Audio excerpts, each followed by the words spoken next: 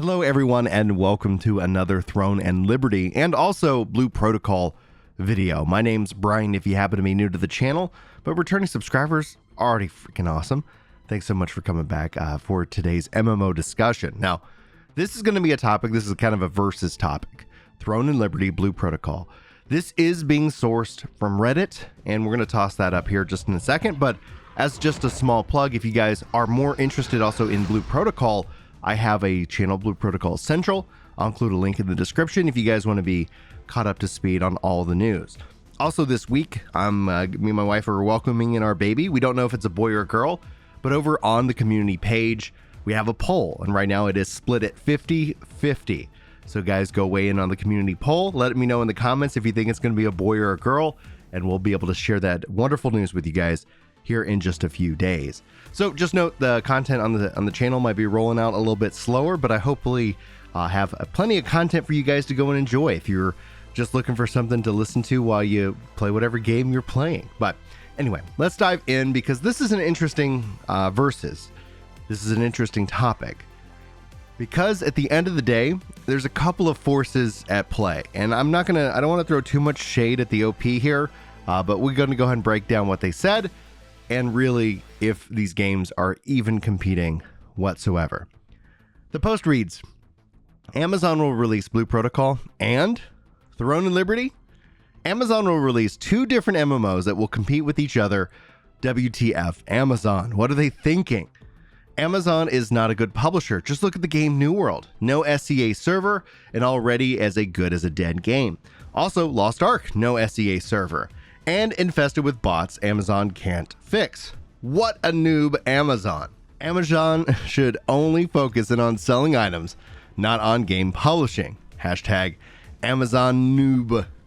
Which I have to respect the hashtag. I have to respect it. We have to give them a little props for that creativity in terms of blending these two together. But let's start breaking down the critique here. Obviously, Blue Protocol and Throne of Liberty. If you strip out anything else they said, I think a lot of that stuff is just distraction. It's clear that they want an SCA server. And honestly, while Amazon has not confirmed anything privately or publicly, we don't know if there's going to be an SCA server, but they are publishing Throne and Liberty in Japan, which for me leads to the logical conclusion that an SCA server region might be on the table. New World suffers because of no SCA server. Blue Protocol, Lost Ark, Throne and Liberty, that is a region that needs representation. Hands down, I'm all for it. I've seen the comments over on Blue Protocol Central. SCA, I think, is a critical component to the global version, to the Amazon version, and I'm all for it, and I want to champion that idea. But let's break down the rest of it, the distraction, if you will. First and foremost, Lost Ark bots, right? Free to play. Those things kind of go hand in hand. Now, they just recently released an update for the Lost Ark, talking about their roadmap, talking about what they want to do. And a big part of this is going to be combating bots. That's going to be a battle that any online game is going to wage. I do wonder how Blue Protocol will handle bots, namely because there's no player trading. So I think bots might be just like, hey, we're going to grind on your character for you. Like they'll sell it as a service, which people will buy. At the end of the day, there's going to be people out there with more money than time, and that's just the nature of these games. Whether we like that or not, it is up for debate. You can let me know how you feel personally about people paying for people to play the game for you, and I'd be very generally curious. I do wonder how much of a pressure point streamers and content creators put on that kind of shroud, right? Like where you go to work, you go grind it out for 40 hours a week, you're providing for your family, and then you get on Sunday and you want to chill and relax and just play. Speaking of which, after this video goes up, I'm going to be live streaming over on New World Central. Link will be in the description if you want to come hang out and talk about this video with me live. But anyway, if you're going to have that kind of thing and you're like, geez Louise, I can't keep up with the streamers out there that spend 40 to 60 hours grinding on the game as their career, as their livelihood, which most of them are barely making it, if making it at all.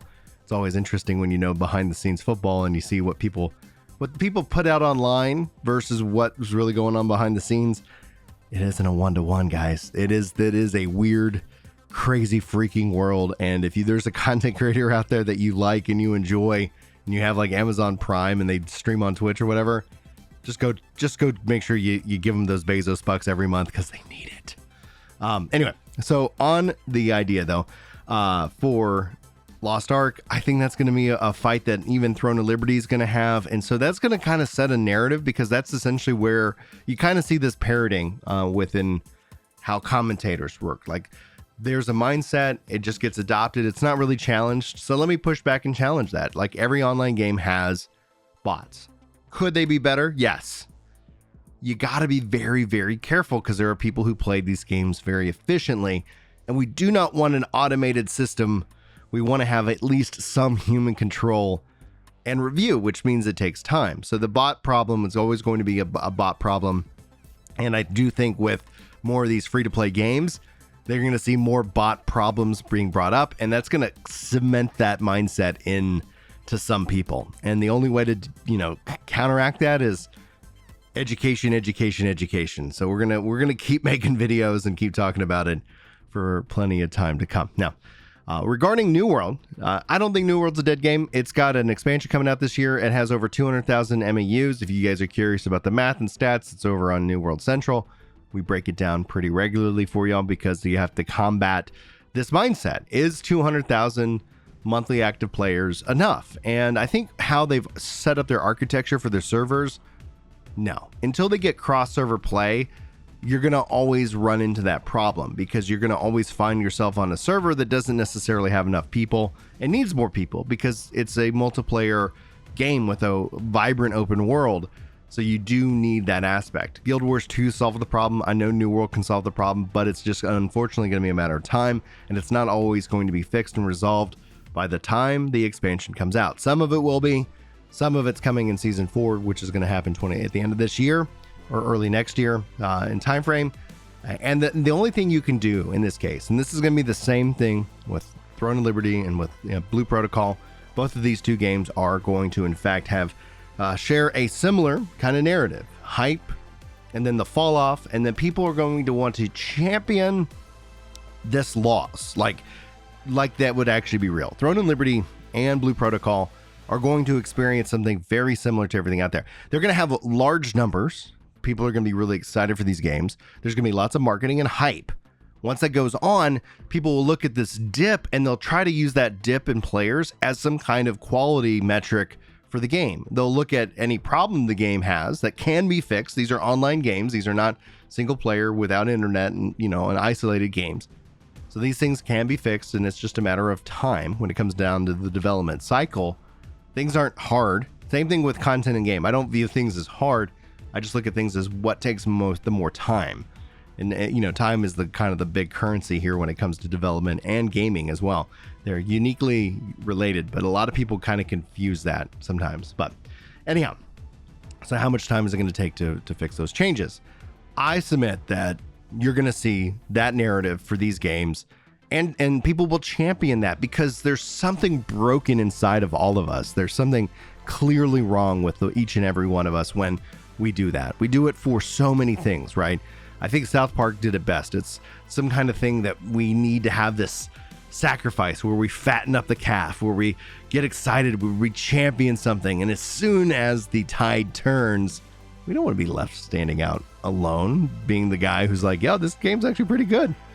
I seem to not care about that, but it is what it is.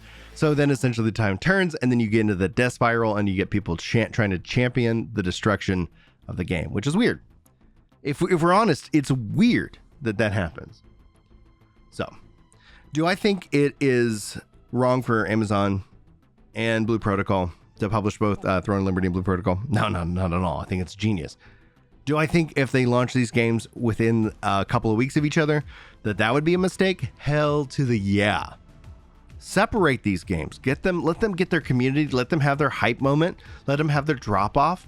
And then stagger the release and content structure so that every month you have an Amazon update to talk about. Every month you have one of Amazon games, usually in the top 10 or higher, on Steam. And that's essentially kind of what, like when you look at New World and you look at Lost Ark, with the New World expansion, you're going to see lots of players return. You'll probably start to see them kind of return as the expansion hype starts building.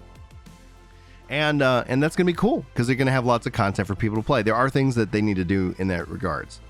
But I don't see these games in competition, not just the art style alone, but in how and what they're choosing to do. And I think that's really like kind of smart, like offering different strokes for different folks, different flavors of MMO out there. And the fact that they're being kind of the biggest publisher of MMOs around, I just don't understand the hate from people who claim to like MMOs.